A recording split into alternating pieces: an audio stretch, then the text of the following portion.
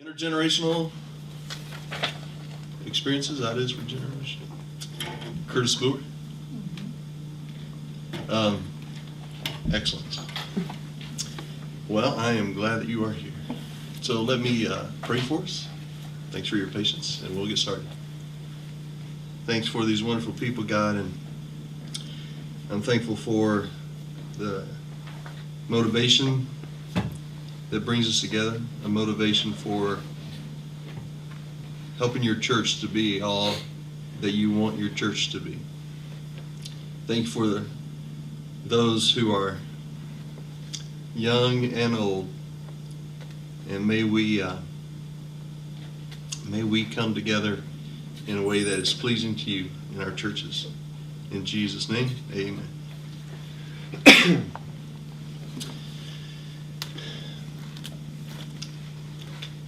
Every church can become an intentionally intergenerational church if they want. Has nothing to do with size. Has nothing to do with the amount of programming, how many people are on staff. It has to do with intention. And every church can become intentionally an intergenerational church. Now that's different than a multi-generational church, because we have multi-generational churches where multi-generations, different generations will come together and they will sit and watch something happen. But it's not intergenerational because there's no interaction taking place. There's no mixing, there's no giving, there's no taking, there's no relating. There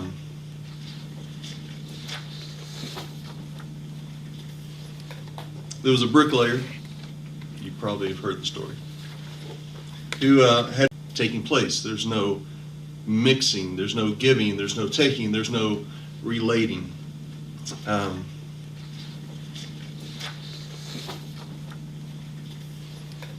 There was a bricklayer, you probably have heard the story, who had recently been injured on the job, and he had filed an insurance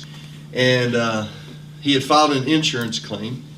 And so the insurance company wrote to request more information about what had happened in his accident, the circumstances that led to the injuries.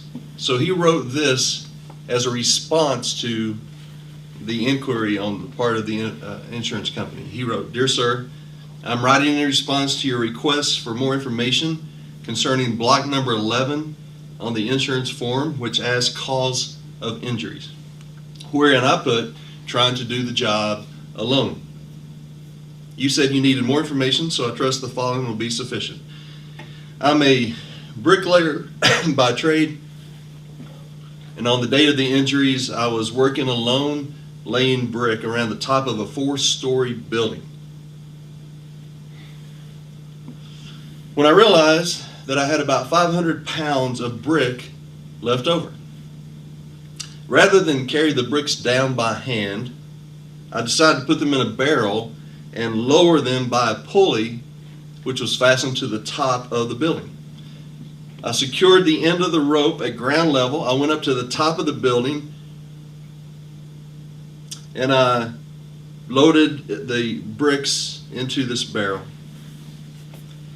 And then I swung the barrel out from the building with the bricks in it. I went down to ground floor and I untied the rope, holding it securely to ensure a slow descent of the barrel. As you will note on block number 6 of the insurance form, I weigh 165 pounds. Due to my shock of being jerked off the ground so swiftly, I lost my presence of mind and I forgot to let go of the rope. Between the second and third floors, I met the barrel coming down. This accounts for the bruises and lacerations on my upper body. Regaining my presence of mind, I held tightly to the rope and proceeded rapidly up the side of the building, not stopping until my right hand was jammed into the pulley, which accounts for the broken thumb. Despite the pain, I retained my presence of mind and I held tightly to the rope. At approximately the same time, however, the barrel of bricks hit the ground and the bottom fell out of the barrel, and devoid of the weight of the bricks, the barrel now weighed about 50 pounds. I again refer you to block number 6 and my weight. As you would guess, I began a rapid descent. In the vicinity of the second floor, I met the barrel coming up. This explains the injuries to my legs and lower body. Slowed only slightly, I continued my descent, landing on the pile of bricks. Fortunately, my back was only sprained and the internal injuries were minimal. I am sorry to report, however, that at this point I finally lost my presence of mind and I let go of the rope. I trust this answers your concern. I am finished trying to do the job alone. Genesis 2:26 and 27. Then God said, let us make man in our image, in our likeness. And let them rule over the fish of the sea and the birds of the air, over the livestock and over all the earth, and over all the creatures that move along the ground.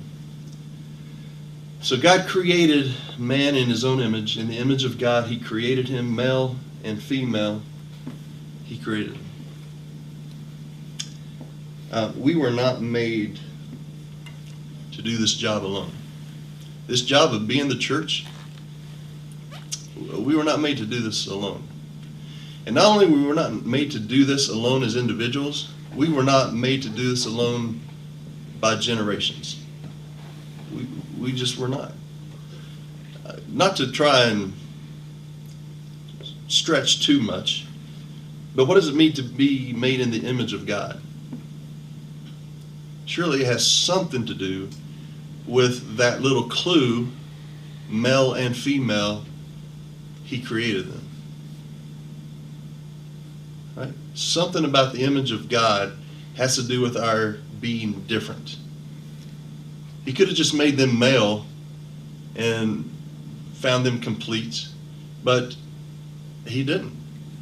You know, it was not good for the man to be alone. And when he made a companion that was different. Because I think there's something about our ability to relate in our differences that has to do with the image of God. And so churches come together, and as a typical model, you can see on the next picture here, a typical model you may have heard described at some point as a one-eared Mickey Mouse. If not, you can see it. It's like a deformed Mickey Mouse with one ear. And we have the congregation, the adults in our church, and then we take all of our students, or you can fill in children's ministry if you want. It doesn't really matter. And we hire a professional to take care of the kids, right? Or we get some volunteers. Who's going to volunteer to take care of our children? And then we send them over into their programming, junior church, whatever it is that we have going on in our youth ministries or our children's ministries. And they become like an appendage of the church, kind of a ear to our church. And it looks really clean, right? I mean, it looks really quiet. It looks really quiet. It sounds really quiet. Seems really tidy.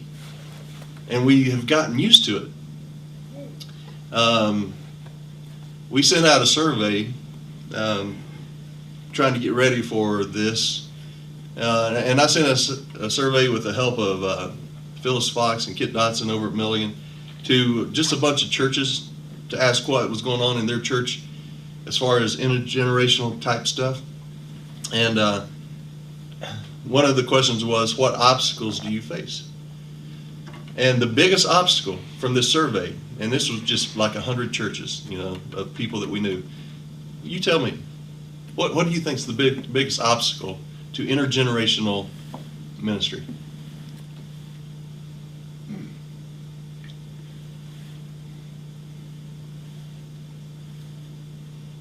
Music. Okay. And by that you mean preferences are different there, and the tension that comes from those different preferences?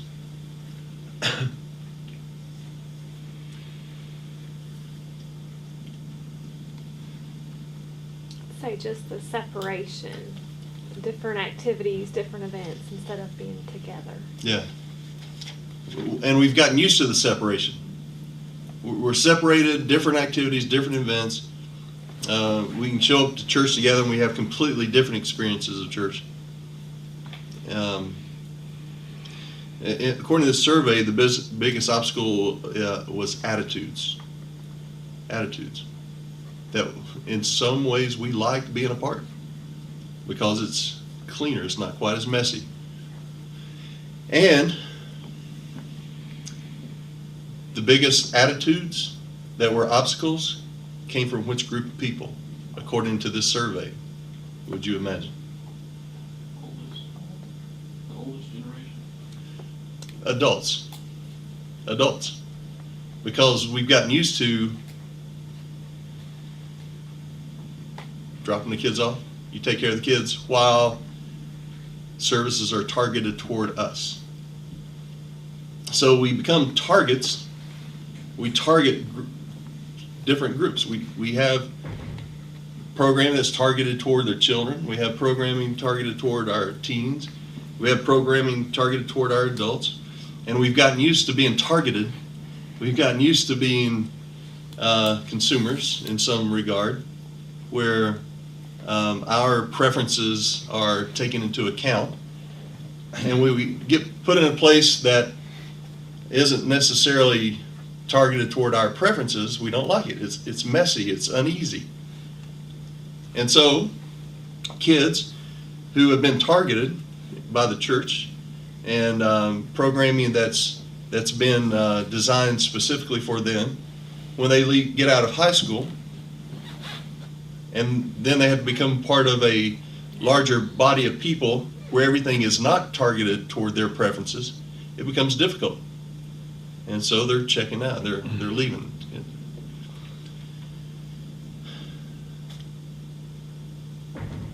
But when we say to adults, we need to have kids in the services, we're resistant to that also.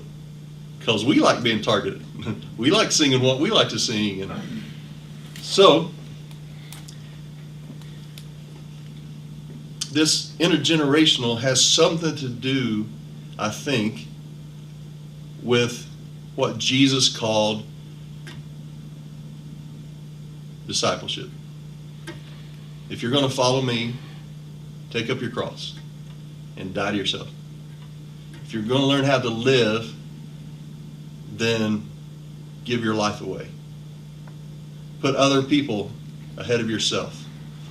And there is something that has to fundamentally change, I think, about us if intergenerational has any chance to make it.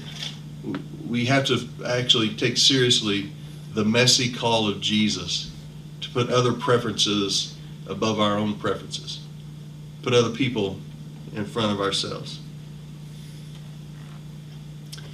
On the next slide, you get a sense that the trajectory of youth ministry, which has typically followed that one-eared Mickey Mouse, where we hire a professional and we get adult volunteers who will take care of the kids. One of the byproducts of that, I think it's unintended, is that it has allowed people in the church, parents included, but not just parents, it's let adults in the church kind of wash their hands of our responsibility to our youth and to our children, and let somebody else do it. And people who've been doing youth ministry for a while are starting to question, I'm not sure that that's altogether a good thing. Now, I probably should stop at this point and say, I'm not against youth ministry, and I'm not against what has happened in terms of trying to take the gospel and target it toward students in a way that they can get it and understand. I'm not against children's programming. I think there's a lot of good things that happens when kids get the gospel on their level and they can understand it, and they don't just have to sit and be bored, wiggle around like I used to do in church, and take a pin when my dad would put his hands on me to try and keep me settled down, to see how deep his calluses really went and how far I could go with this pen before I got a reaction from him. I'm not sure that brought me closer to the Lord, but it got me through. It got me through church when I was a kid. So I was really happy, and my own youth minister was incredibly important in my life.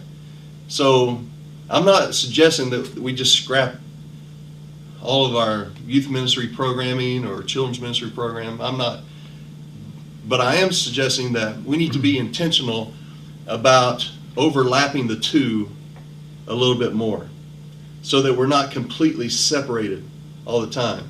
That there are times when we have much more connecting possibilities, and that we become very intentional about that. And a lot of people who's been doing youth ministry have begun to recognize this. As a matter of fact, one guy who died not a few years ago, his name was Mike Yaconelli. He started an organization called Youth Specialties, along with another guy named Wayne Rice. Kind of pioneers, really, in the whole youth ministry thing. He stood up at a youth ministry training conference one time and said, "Youth ministry as we have been doing it is a failure," which got a lot of oohs and pushback. But what he was saying is that the reason he said it was because when students are graduating high school, they're leaving the church. So something's wrong with the way we're doing youth ministry. And a lot of research since that time has gone into it, including this whole sticky faith research stuff, And Fuller's not the only ones doing some research to try and find out, why are kids leaving the church and what are we going to do about it? But voices like his came out and said, something's not quite right with the way we're doing church. In the words of Mark Ostreicher, who wrote a book called Youth Ministry 3.0, the fact is, teenagers need adults in their lives, multiple adults. But the church also needs teenagers. That's a really important point. Because when I've talked to people about doing intergenerational stuff, it's always tend to be a one-way conversation. Teenagers need adults. And they do, and I get that. But you know what? The church needs teenagers. They don't need to be segregated and away from us, as if somehow they don't enrich our church and our lives by being a part of it. We need teenagers in our church if we're going to be the church. If we're going to be the kind of church that I think Jesus intended us to be, then it is all of us. We need teenagers. They do something for us. Some of that passion that is so easily squeezed out of us by life, teenagers remind us what that looks like. Some of that joy and enthusiasm, some of those deep questions that we've tended to be able to compartmentalize and shut our eyes to and forget about, they're dealing with them. They're struggling with them. We need to hear their questions. We need teenagers. We need kids. We need to hear laughter again, and remember that the church isn't quite as sterile as we tend to make it when we segregate. Blue hairs need kindergartners. Teenagers need empty nesters. 20-somethings need boomers. We're all the church, like it or not. And the choice to like it is a critical one. Isolated youth groups have done just as much harm as good. Isolation might make things easier in some ways, but striving for the best is rarely easy. Work to find meaningful ways for intergenerational community and relationships. On this next slide, there's a project that was done by the Commission on Children at Risk. Their report, Hardwired to Connect, is found online free. You can just download the PDF. And this was like a blue ribbon type panel of doctors and teachers and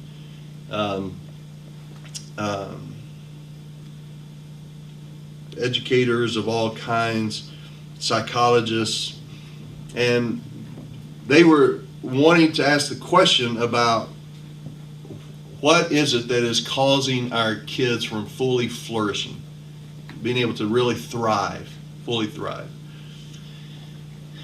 And they discovered that, their words, not mine, that we are hardwired to connect. We are hardwired to connect. And they said that we need two types of connections in our lives. Now, the first one probably won't surprise you. We need a connection with each other, so we need to connect out. We need to connect personally with other people. But the second one was a little surprising. This was not any kind of a religious study necessarily.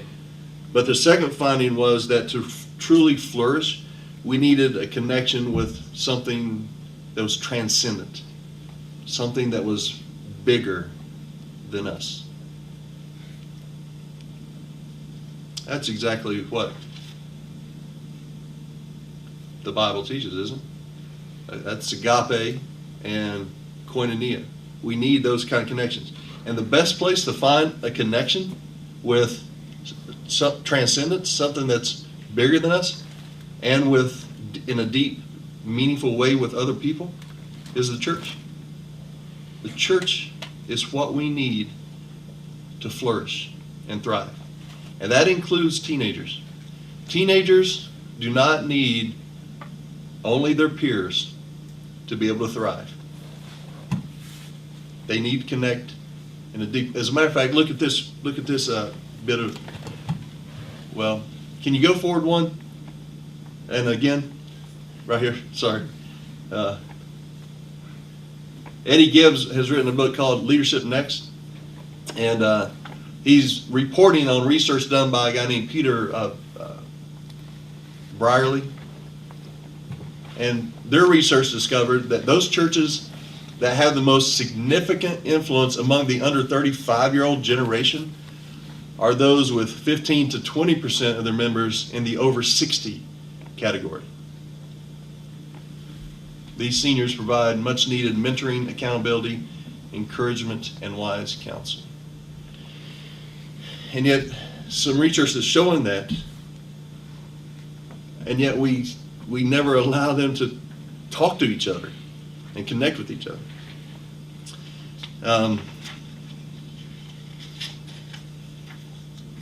So, Jesus' prayer is still a good one in John 17.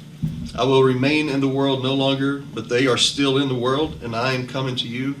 Holy Father, protect them by the power of your name, the name you gave me, so they may be one as we are one.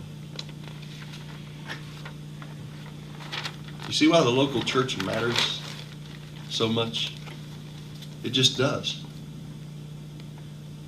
The church is God's strategy for building better, healthier human beings. And when it is properly functioning, the local church serves as the ultimate example of the kind of authoritative community that not just children need today, but every person needs to truly flourish. And that kind of community doesn't happen just because people dress up and come to a church building with a steeple on it. It requires a staggering commitment to love one another. Not just people like us, but learning to love people who are different from us. That's the potential of the church. That we begin to see each other differently. That our musical preferences are not going to keep us apart. that we can overcome our musical preferences, because it's not my preferences that matter. I'm learning how to give preference to you. It's a reorientation toward the way of Jesus, I think. It is understanding that everything doesn't have to meet my taste, because you're more important. And if we can learn to do that, maybe we can learn to love one another. Maybe there's still a chance. Maybe kids can learn that people with white hair and a slower pace have something of worth.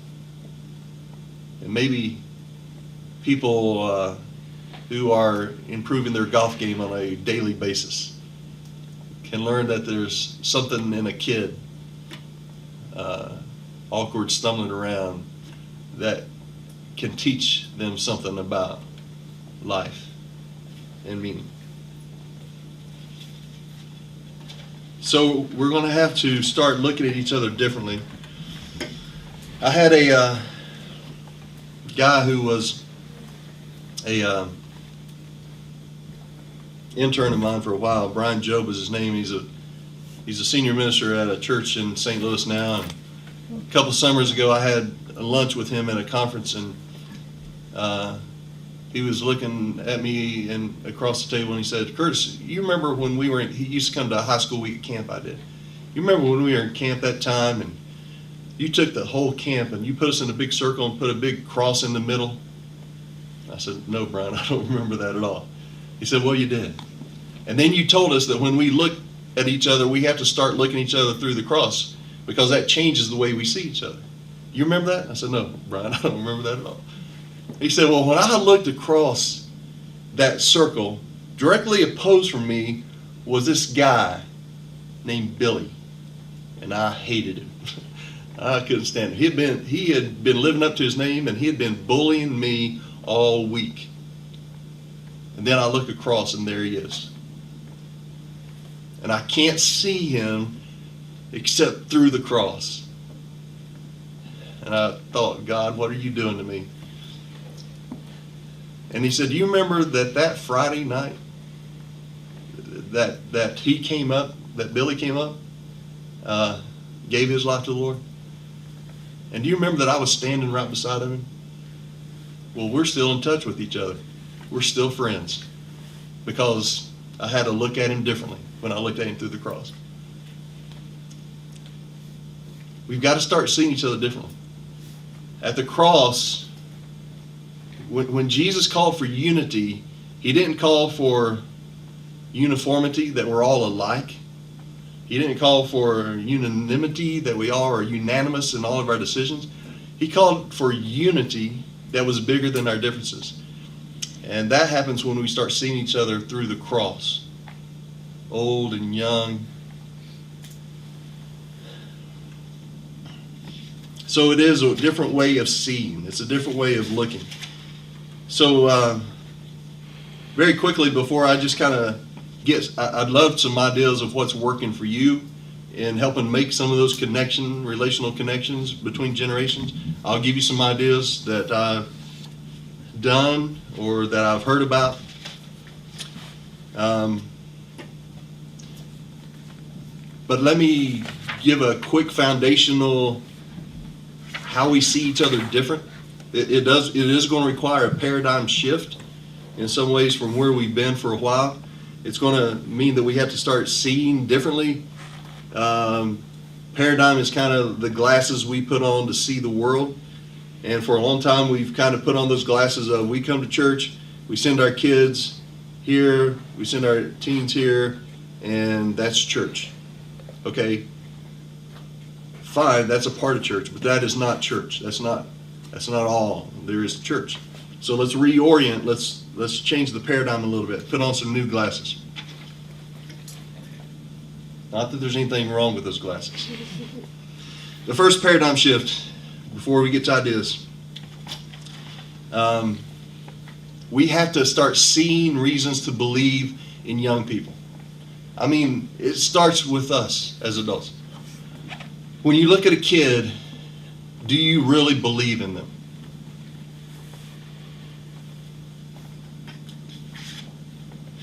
Do you believe in students? Take a look at this picture.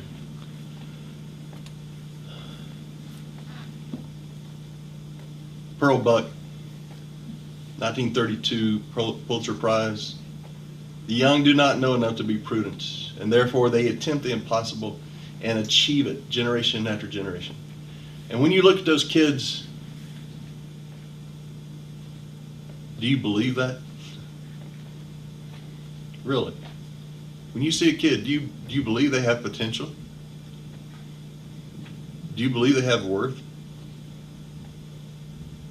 I've spent my life because I believe that.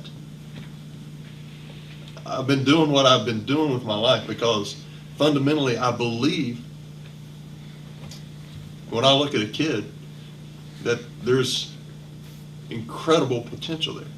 It doesn't matter what choices they made and how they messed up. You have to see through all the layers and see the worth and the potential underneath. And you know why I can see that? Because of this very next picture. Thank you. Thank you. I had Justin Bieber hair before there was a Justin Bieber. Yeah, you know how I got that hair? My hair was really curly. And I hated it because it just made me feel like I was standing out for some reason. So every morning when I'd get up, I'd take this water bottle and I'd squirt my hair down, get it all wet, and then I'd put on this hat and I'd just plaster it down. But the problem you can see is that the hat only came down to about there. So then I had this whole like little flip clown thing happening there at the bottom. That guy right there got in all kinds of trouble at church. I won't bore you with the details, but all kinds of trouble. And I had people in my church who believed in me in spite of that hair, in spite of all of that. So the glasses are glasses that say, when I see kids, I believe in them. Christian Smith has done some all kinds of research. I won't bore you with those details. He's at Notre Dame. He's been following the same group of students, doing a study on their religious life. It is the largest one done in America.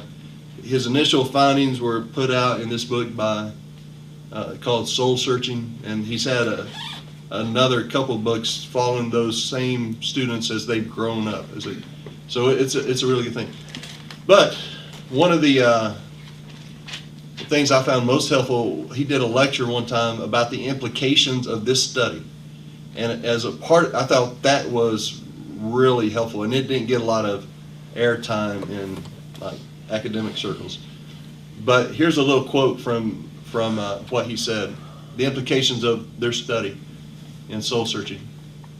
Adults of all sorts in religious communities should be taught to stop thinking about teenagers as aliens or even others.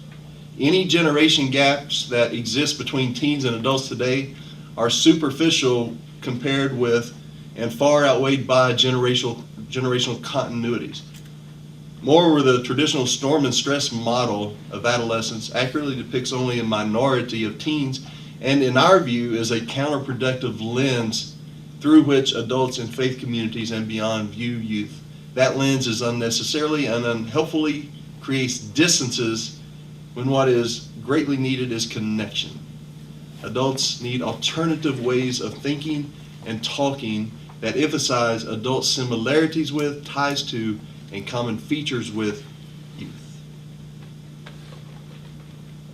That's going to happen only if we have a champion in the church who is saying to our adults, believe in these kids. Believe in them. And says to the kids, believe in these adults. You can learn something from them, and starts shortening the distance between. Okay, another paradigm shift. I'm going to keep going, I think. See yourself as a travel companion, as opposed to someone who has arrived in the Christian faith. And they have nothing. They have a long way to go to where you are, because you've arrived. Instead, maybe we haven't arrived. No matter how long we've been on this journey of Christian faith, maybe we haven't arrived, and maybe we are just journey companions with the young. Maybe we are all on this journey together. That changes the way you see them. It changes the way that we interact with them. We're not tour guides, we are travel companions.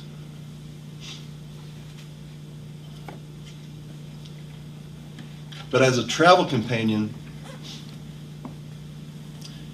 there are still some differences that you want to point out along the way that maybe you've discovered. So I worked at Bristol Cabins. It was a great gig.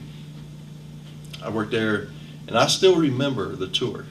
I could still take you. This was when I was in high school. But I could still take you to Bristol Cabins. I could give you the tour. It was something like, if you look to your left and look at the rocks and their formation and use your imagination, I think you will see an ice cream cone. Does anyone want to take a lick? I didn't think so. Let's move on. If you use your imagination and look to the right, I think you'll see that this rock formation looks like Elvis Presley. He was the king of rock. Let's move on. If you look over this cliff, legend has it that if you are truly in love and you hold hands and jump, the fall won't hurt you. Does anyone want to try? I didn't think so. Let's move on. We are pointing out on this journey to students things we've learned along the way. But maybe we are traveling companions and they can teach us some things as well. Maybe we're not completely the experts given a tour. Instead, maybe we are in a journey of discovery along with them, and that all of us together are learning as we go. So, the next slide. Maybe we take an apprentice model. An apprentice is a relational thing. It is that we shape each other, we learn from each other. I am better if I have an apprentice in my life. I'm better at what I do if I have to teach somebody else how to do it. So I think that relational aspect is important. And an apprentice model is one of the great intergenerational experiences that we can use in a big way in the church. Having adults teach skills to our students, and it's not that hard. 4 steps. I do it and you watch me do it. Then we'll do it together. Then you do it and I'll watch you do it and give you some feedback and we'll talk about it. And then you do it and you learn how to do this thing. And it takes some time, but as we're doing this together, as you're an apprentice and as you're learning, we learn from each other. We get to know each other. We make some of those connections. We are doing this together. Let's keep going. A third shift is to see the need for building intentional relationships. Christian Smith said it this way: another important general way religious congregations may better engage youth is through simple, ordinary adult relationships with teenagers. So encourage adults other than the family members and youth ministers to intentionally be encouraged to make better efforts to learn teens' names, to strike up conversations with teens, to ask meaningful questions of youth, to be vulnerable themselves, to show some interest in teens, to help them connect to jobs and internships, to make themselves available in times of trouble and crisis, to work on becoming models and partners in love and concern and sacrifice. There is great value in just striking up a conversation with a kid. If all the people in our church, if all the adults in our church will just make the intentional effort of just knowing their name, just know their name, begin a conversation. But I also know that that's really scary for a lot of adults. A lot of adults are scared. They see youth as others, as aliens, as distant and strange. So I was always very appreciative of Les Christie way back in the day when I was in my early 20s, just starting in youth ministry, and I would have to go to like a football game or something. There's going to be kids there, teenagers there, and I'm just telling you, it didn't matter how long I did this thing. It was always, I had to take a deep breath and work up my courage to go among a group of teenagers that I did not know. Because I had all these flashbacks of junior high cafeteria and nowhere to sit. Can I sit there? No, you can't sit here. Oh, I'm still a loser. And I see these group of kids and I think I'm going to go up and I'm going to relive that all over again, you know. So it's hard in some ways. So I was appreciative that, well, first of all, we've got to work at the courage. We've got to take the Hitch Method. Maybe you saw this movie, maybe you didn't. So Will Smith is, and Kevin, what's his face there? He's trying to teach him how to kiss a girl. And Hitch is Will Smith, the one on the left, and he says, whenever you kiss, you've got to go 80% of the way. But then you can't keep going because it's just weird. Because you've got to let her come to you. But you've got to go 80% of the way. She has to come 20% of the way. In an adult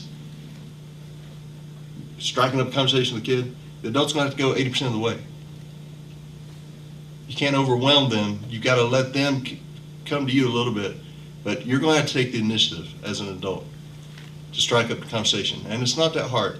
And so I'm appreciative of Les Christie when I was 20-something years old, who taught me a little method I've used all my life. Slur. Slur. Whenever you go up to a kid, just use the slur method for initiating the relationship. Start talking about school. Hey, what classes do you have? Where do you go to school? Do you like your classes? Then start talking about likes and dislikes. Oh, what kind of things do you like to do? See any movies recently you like? If I'm striking up a conversation, so, go to ETSU? No. No. I was just looking, then why are you wearing the shirt there? It's cheaper. Oh, gee.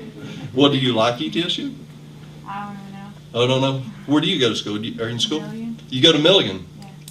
Yeah. Who's your favorite teacher there? That's a trick question. I know it's a trick question. Did you say Booher? Yeah. I thought that's what you might be saying. Talk about interests. What kind of hobbies do you have? See if you can make some common ground there. And when start talking about religion, it's not necessarily as deep as it sounds. It just fits slur. Just start talking about, hey, I think I saw you in church a couple weeks ago. Oh, you know what? You were serving communion. I appreciate that. I saw you doing that. And, you know, or, you know, what I'm saying, like, do you go to church? So you just kind of ask questions. Do you want to come to church? I found it helpful. It's simple.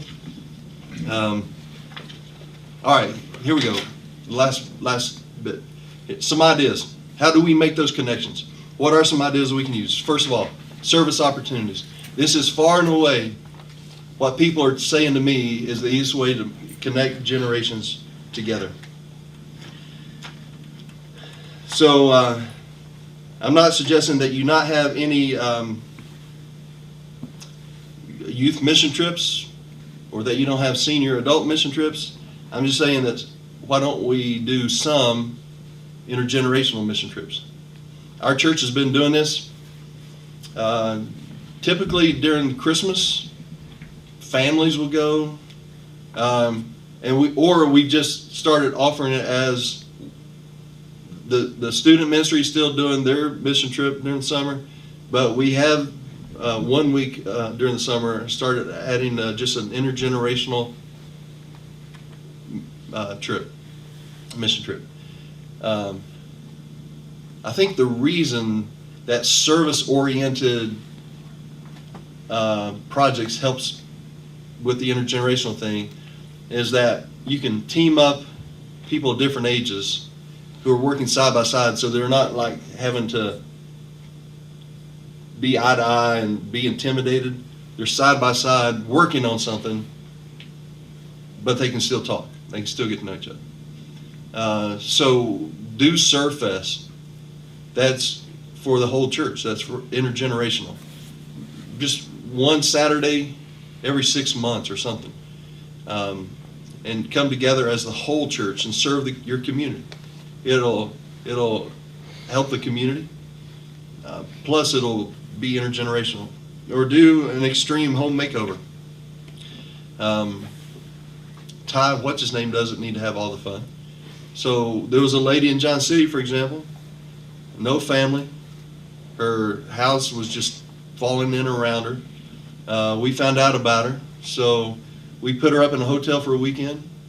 We brought 150 people, all ages, to her house. They were on scaffolding, putting new siding on. They were up on the roof. Teenagers and men and girls who were putting new shingles on, new roofing on. Inside, cleaning everything out, cleaning everything up, washing all the windows, putting a new deck and porch on. And we bring her back at the end of the weekend. The only thing was missing was move that bus. And she was just overwhelmed. And we left from there and went and had an intergenerational worship. And I guarantee you, the music we played made no difference at that point. Didn't matter. And it didn't matter that we were still dirty from the work we had done. It was some sweet worship. And age at that point was irrelevant. There's something about serving together. So, and we can do that. We can do that. We can make those connecting points. Another idea, a church-wide prom night. So you have a church-wide prom, and you ask everybody to dress up according to the year they graduated or will graduate from high school. And they dress according to that. You can have some games from each of the decades. You can have music from each of the decades. It'll be wild. I haven't experienced this, but I heard about it, and I heard it was a lot of fun. It was well attended. So I thought, that's an interesting idea. That'd be great. Another one.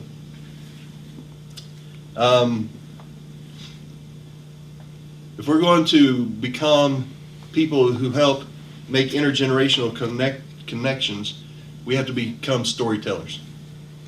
We have got to be the people who help create venues for stories to be shared, because that's what will connect us. That's what will connect young and old. So, and you can do this by videotape, where you ask them to respond to have like seniors in your church respond to questions that you know are on the minds and hearts of teens, and tape their responses to those questions. It'll help make some connections. Here's another one.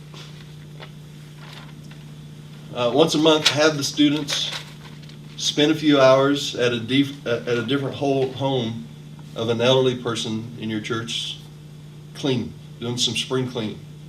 So it's spring cleaning all year round, you know. Because a lot of them aren't able to do the kind of spring cleaning maybe that they used to do. But we can come in, and here's the kicker. Whenever you're doing that, don't make it all about the job. Stop at some point and share some snacks together. Ask some stories. You can facilitate this if you're there. Get some talking. Get some stories being shared. We did this for a lady named Dorothy Hamilton, and we went in. We started just cleaning her house, and then she got MS and she got Lou Gehrig's disease, and her body was just failing her. So we started going back a little more frequently, and we started getting her house ready for her handicap needs, and putting a ramp on her, just those kind of things. Then the kids started saying, you know what, we should go back to Dorothy. She was probably alone at Thanksgiving. We need to take her some food. And so they started creating times to go. And then I found out I had a phone call that Dorothy had passed away. So I saw the paper and it said, friends of Dorothy's will serve as pallbearers. And she didn't have any family. I didn't know that she had too many friends in here. So I wondered to myself, I wonder who those friends are. And it was right when I read that my phone rang, and they said, this is Chris Booher. Yep. You work with the youth at, yes. Dorothy Hamilton passed away. And her family is wondering if some of the youth that would come to her house would serve as her pallbearers. When have you ever known teenagers to be pallbearers at a funeral? Unless we facilitate those kind of moments. And we can do this. And it may just start with some spring cleaning. Or, next one, adopt a grandparent. I did a class. Mark from Elizabethan, Mark Newman, was in his class, and he said he got their kids to adopt a person in the church, older person in the church, just start writing birthday cards, offering prayers, visits, and they adopted a grandparent. And he said it's changed the complexion of their church. He was talking all kinds of good things about what he's done. He had to go to the senior adults and say, listen, be ready for this because our kids are going to start making contact with you. There's a kid that's adopted you. And pave the way for that to happen. But he said adopting a grandparent like that has done some really good things for the relationships within the church. Maybe there's another one. So bring in some older adults. Bring them before the kids. Ask a few questions. What was it like to be 12? What was it like when you were 16? What was your first car? Ask them to bring maybe their yearbook or report card or just something, that will create in the minds of the students that this is a real person who was a teenager just like they are. And maybe those connections we made. So what about you? I think we've got 5 minutes, right? We've got 5 minutes remaining. I'd love any ideas that's been working for you.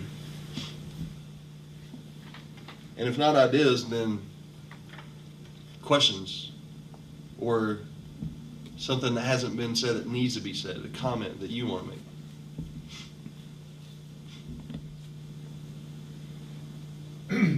I grew up in a large family, and I was the oldest of 5 children.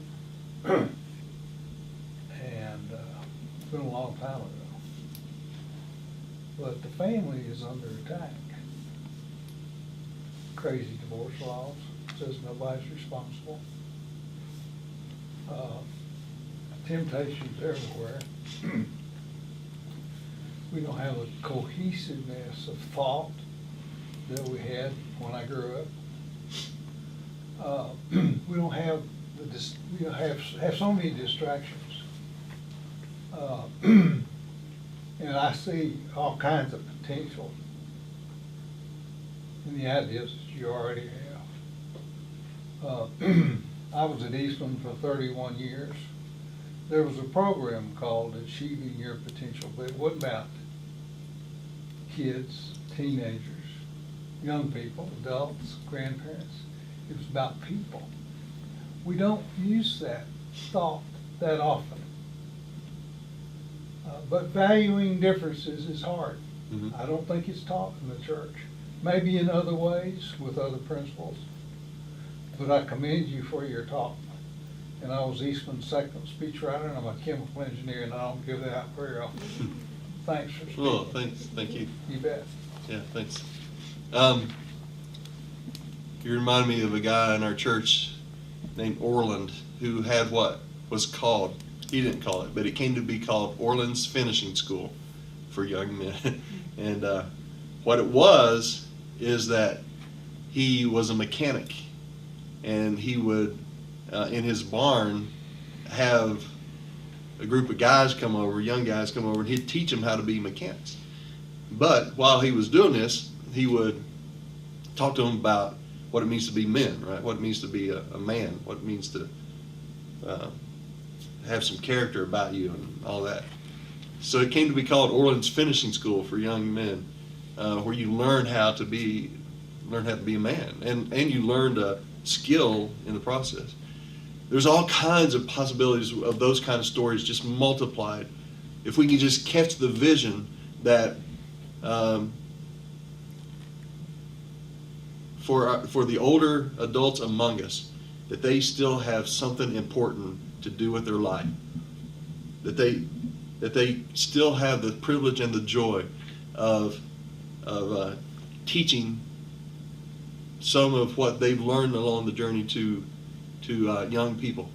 And if we start championing for the young among us, that it's not just young and hip that makes something worthwhile. And we will model that. And if we model respect, and if we model listening, they'll pick up on that. But if we are suspicious and always complaining about older generations, they'll pick up on that as well. A vision caster for this. Every church can be intergenerational if we are intentional about being intergenerational. Because this is God's church. This is His church. And so I close with this passage from Ephesians. Wait, I do. I had more ideas. Jake, thanks. Yeah, no, skip that. It's not worth it. This one I think would be helpful because you were talking about differences in music. Some of it is we just don't. All we look at is what kind of our preferences. We just get so stuck there. We don't appreciate. We put our preferences and the music above people. This is a way to maybe counter that a little bit. So if you want to sing hymns and if you want young people to appreciate them, you've got to connect them to a person. So have somebody in your church, an older person, stand up and say, before you sing this hymn, here's why I love this song. When I was married to my spouse for so many years, and when I put them in the ground, this song is the song that ministered to me, or whatever the story is, you make it about a person, not a musical style. And then those words can be appreciated. And in the same way, if you're going to introduce a brand new song by Tomlin or whoever to your church, and maybe the older crowd among you may be a little skeptical, have a young kid stand up and say, here's why this song is so important to me right now. And connect those things with people. And it becomes much more than just about music. And then the random ideas one, which well, first of all, I just think cornhole is the magic bullet we've been waiting for. You can have a cornhole tournament, and you can match up an old person and a young person as teammates, because both of them can do it. And it's usually the older person who is teaching the young person how to do it, but it's a game, so the kids are still okay with it. I think cornhole may be it. It may be the answer. PC pals, I think I have seen this in action. A lot of times older generations are scared of computers. So have kids do some computer classes, teaching them how to use some things that are going to connect them with their grandkids, on Facebook and things like that. Just teach them some basic kind of stuff. That gives the kid a chance to have some dignity and be the teacher. And it helps an older person maybe overcome some fears of technology that may be ingrained. So let's end with this passage from Ephesians, because until I started thinking about this particular workshop, I missed that one phrase. You see it there, don't you? Now to him who is able to do immeasurably more than all we ask or imagine, according to his power that is at work within us. To him be the glory in the church and in Christ Jesus throughout all generations. Maybe that's not just talking about linear generations. Maybe that's talking about throughout all generations gathered here today. Forever and ever. Amen. Amen. Thank you.